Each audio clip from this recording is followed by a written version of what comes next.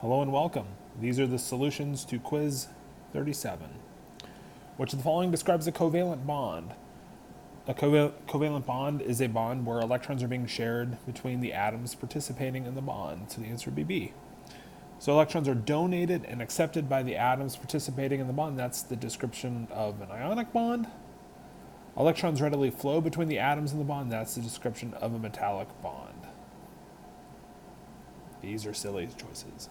Number 2, consider or draw the Lewis structure of acetylene and hydrogen peroxide. What types of covalent bonds exist between the carbon atoms in acetylene and the oxygen atoms of hydrogen peroxide?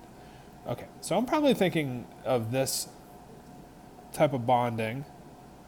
And the question for the molecules of acetylene and hydrogen peroxide are, do we use multiple bonds? We do in the case of acetylene. That's how we get 4 bonds to each carbon. That's also how we're showing the 2 plus 4 times 2 total electrons. So 1 valence electron per H times 2, 4 for each carbon times 2, so that's 10 total. So 2, 4, 6, 8, 10 electrons being shared between the atoms in acetylene. Then in the case of hydrogen peroxide, the main difference here is we have 2 plus 2 times 6 electrons, that's 14 total. So that's enough for us to have electron pairs on each of the O's. So we have 2, 4, 6 in the bonding pairs, and then 8, 10, 12, 14 total electrons when we count up the lone pairs. So we're going to have a triple bond between the C atoms and acetylene, and then we're going to have a single bond between the O atoms in hydrogen peroxide. So triple and single would be the answer. Consider ICl. This is kind of just like I2 or Cl2, where we might think of these as having 14 valence electrons, so a single bond. ICl also has 14 valence electrons. This is sometimes called a mixed halogen compound, but we're just going to go with the single bond. Electron pairs shared equally. Formal charge is 0 for each of these atoms. The true charge on chlorine is going to be partial negative, as we then imagine the bond being polar and the nucleus of chlorine pulling the bonding pair electrons more closely towards its nucleus. But the total pairs of non-bonding electrons that this molecule contains, we're going to have a total of 2, 4, 6, 8, 10, 12 electrons being distributed in terms of 1, 2, 3, 4, 5, 6 non-bonding pairs. So 6 non-bonding pairs of electrons. Which of the following bonds is the most polar? Okay, so H versus NOF, and then NO versus OF. So those are our choices. So hydrogen's relatively low in its electronegativity. Fluorine's relatively high here, so having H paired up with the element furthest away is going to make for the greatest electronegativity difference. So we're looking for the elements generally that are the furthest separated on the periodic table. In these choices, that's going to be the HF bond. Okay, I don't think you have to have these electronegativities memorized.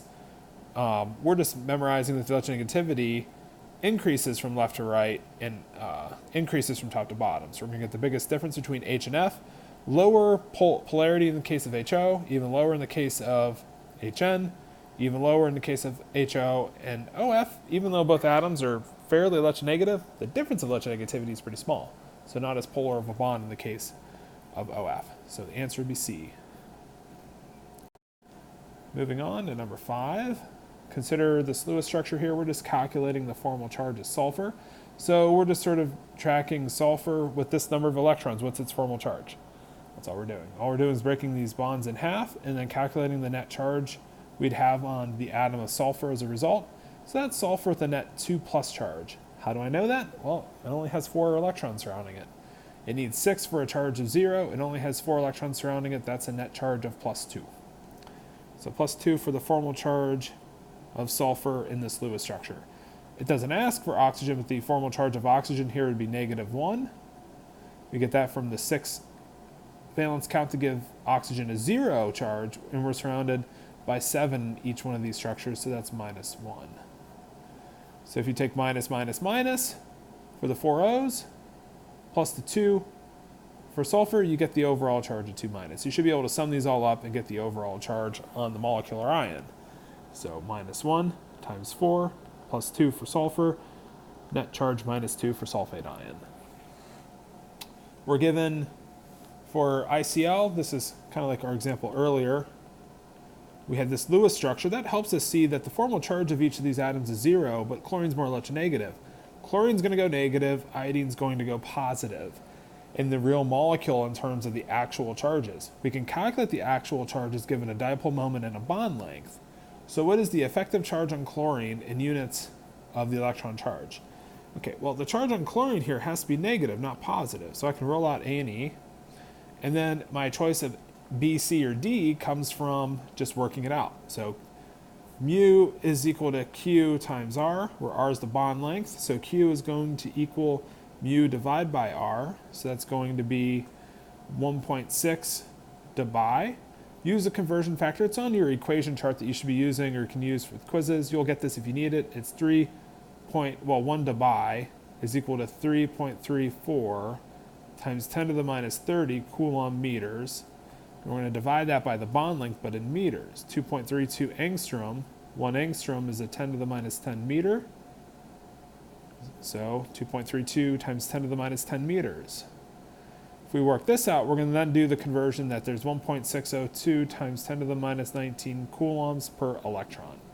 If we stop and calculate at this point here, just calculate the coulombs here, the value, if the full charge on chlorine was -1 for a chloride ion, then the actual charge in coulombs would work out to 1.6 times 10 to the minus 19 coulombs. So all we need to do is a final conversion over to our electron charge unit so that if it really was a Cl- ion, which it's not going to be that ionized, but if it's fully -1, it'd be -1 electron. Okay, so we're just taking the charge in coulombs over to the charge in electron charge units using the charge of 1 electron. So the conversion factor, this would be given if you need it on test, and then this unit of charge for the electron would be given as well. Okay, this is basically the only math problem you're going to see from chapter 8 other than the Born-Haber problem. So hopefully this problem becomes pretty memorable. But what we're going to do here is do 1.6 times 3.34 times 10 to the minus 30, divide by 2.32 times 10 to the minus 10. If we calculate at that point, that would be 2.30 times 10 to the minus 20 coulombs. And just divide by the charge of the electron in coulombs. And so that works out to be 0.144 electron charge units. So that's going to be answer D. Minus 0.14 for the chlorine atom. If we ask for the charge of iodine here, it would be plus 0.14.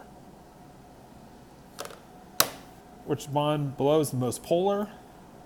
It's kind of like the problem we saw earlier, almost a repeat, but we have OF. So we're dealing with oxygen, nitrogen, and carbon. And nitrogen. Okay, so we have OF, NF, CF, CO, and CN. Okay, so the greatest electronegativity difference, since the electronegativity is increasing from left to right, so we get this increase in the electronegativity, so the further separated, the better. So CF is the answer, because we get the greatest electronegativity difference. Okay, continuing to number 8. Which member of each pair has the higher lattice energy? So lattice energy is the energy it takes to separate our solid ionic compounds. So ions that are more attracted together are ones that are more highly charged. So 2 plus 2 minus, more highly charged than 2 plus minuses. So our lattice energy CaO is going to be higher than CaCl2. Na plus F minus, K plus F minus, we got the same charged ions. So whenever the ions' charges are the same, we then evaluate which ions are smaller. Smaller ions get closer together, then they're more attracted together as a result. So the smaller ion of NaF, smaller sodium ion, makes that lattice energy greater, harder to separate NaF than Kf. Potassium ions bigger than sodium, weaker interaction between its ions. Then we got MgF2, MgCl2, same thing even when we have a 2 plus with a minus, 2 plus with a minus. Whenever the charges are the same, we then look to the smaller ions to have the higher lattice energy, more energy to separate MgF2. So this would be MgF2, NAF, CaO. Looks like number or answer would be A. All right, that's all for this video. Thanks for the attention.